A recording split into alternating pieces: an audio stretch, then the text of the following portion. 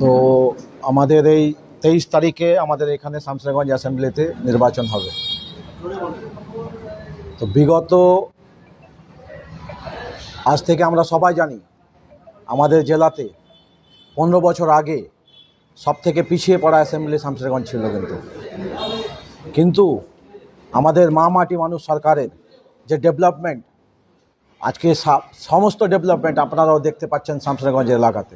বিগত 10 বছরে যতগুলো কাজ হয়েছে শামশেরগঞ্জ কিন্তু 22টা অ্যাসেম্বলির মধ্যে সব থেকে এগিয়ে কিন্তু শামশেরগঞ্জ।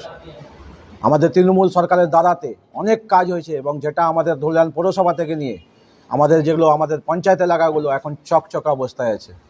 যেগুলো হয়েছে বিগত দিনে, ধরুন হসপিটাল হয়েছে, রাস্তাপথ সড়ক থেকে শুরু করে নানা রকম গ্রামীণ হাসপাতাল থেকে শুরু করে নানা রকম অনেক কাজ হয়েছে। এবং এই যে আজকে আমরা প্রেস মিট ডেকেছি আপনাদের মাধ্যমে, আমরা শামশেরগঞ্জের যে আগামী বিধানসভা তারপরে আমাদের যে প্রতিজ্ঞা এবং প্রতিশ্রুতি, আমরা আমাদের দলের মাধ্যমে যে আমাদের প্রতিজ্ঞা এবং প্রতিশ্রুতিটা আমাদের একটা প্রতিজ্ঞা স্তম্ভের মাধ্যমে আমরা শামশেরগঞ্জবাসীর কাছে আপনাদের মাধ্যমে পৌঁছে দিতে চাইছি। তার জন্য এই আমাদের প্রেস মিট ডাকা হয়েছে। যেগুলো আমাদের ডেভেলপমেন্ট হয়েছে, এই ডেভেলপমেন্টকে আরও কন্টিনিউ করতে এবং আরও বৃহত্তর রূপে নিয়ে যেতে আমরা কিছু প্রতিজ্ঞাবদ্ধ হয়েছি শামশেরগঞ্জবাসীর কাছে। আজকে আপনাদের মাধ্যমে সমস্ত শামশেরগঞ্জবাসীকে আমরা জানাতে চাইব আমাদের প্রতিজ্ঞাটা কী হবে।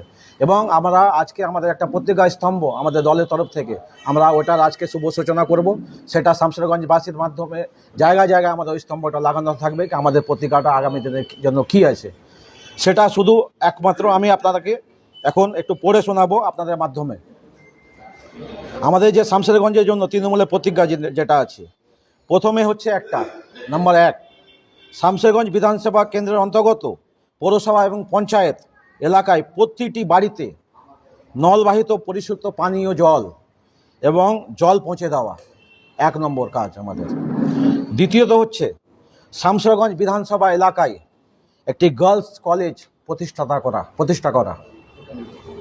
তৃতীয়, স্বাস্থ্যসেবাকে, যেহেতু আপনারা দেখেছেন আমাদের এখানে একটা বড় 100 বেডের মানে মাদার চাইল্ড হাব, তারপরে আমাদের 300 বেডের একটা চাইল্ড হাব তৈরি হয়েছে, সেটাকে আরও বড় বৃহত্তর এবং ডেভেলপমেন্ট করতে, স্বাস্থ্যসেবাকে আরও শক্তিশালী করতে অনুপ্রগর মাতৃমা হাসপাতাল, একটি ওপিডি ভবন এবং সার্জিক্যাল বিভাগ এবং একটা ব্লাড ব্যাংকের স্থাপনা করা হবে।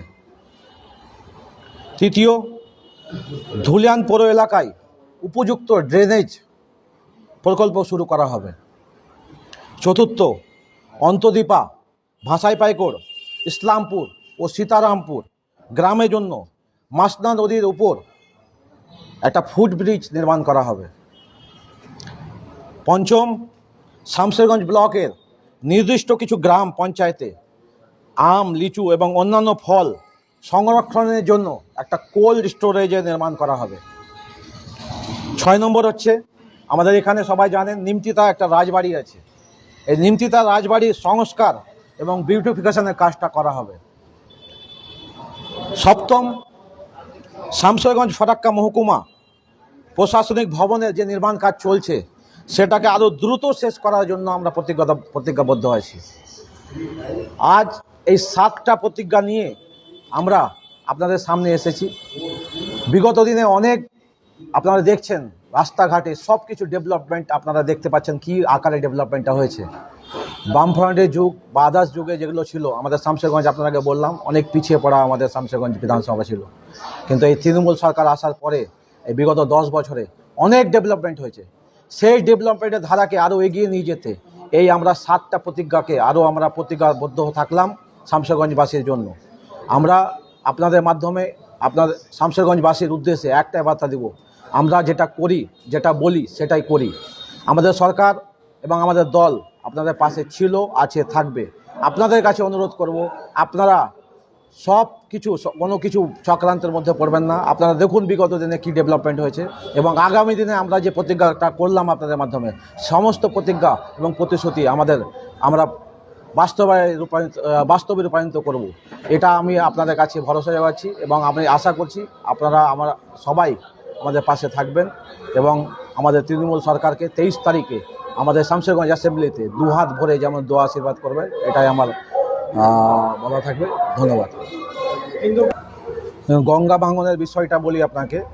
গঙ্গা ভাঙনের বিষয়ে আমাদের রাজ্য সরকার যতগুলো কাজ করেছে আপনারা সকলে এটা অবগত আছেন। আমরা গঙ্গা ভাঙন ইস্যুটা কিন্তু কেন্দ্রীয় সরকারের যে সেচ দপ্তর, এই সেচ দপ্তর আজকে কেন্দ্রীয় সরকারের সেচ দপ্তরের মাধ্যমে আজ পর্যন্ত একদম একটা নিরাশাজনক, একটা ধিক্কারজনক কাজ। আজ পর্যন্ত কিছু ওরা করেনি, একটা কাজ করেনি। যা করেছে আমাদের রাজ্য সরকার করেছে। প্রায় কয়েকশো কোটি টাকা যারা গঙ্গা ভাঙনে যারা আমাদের এখানে মানে হয়েছেন, ক্ষতিগ্রস্ত হয়েছেন, তাদের মাধ্যমে দেওয়া হয়েছে।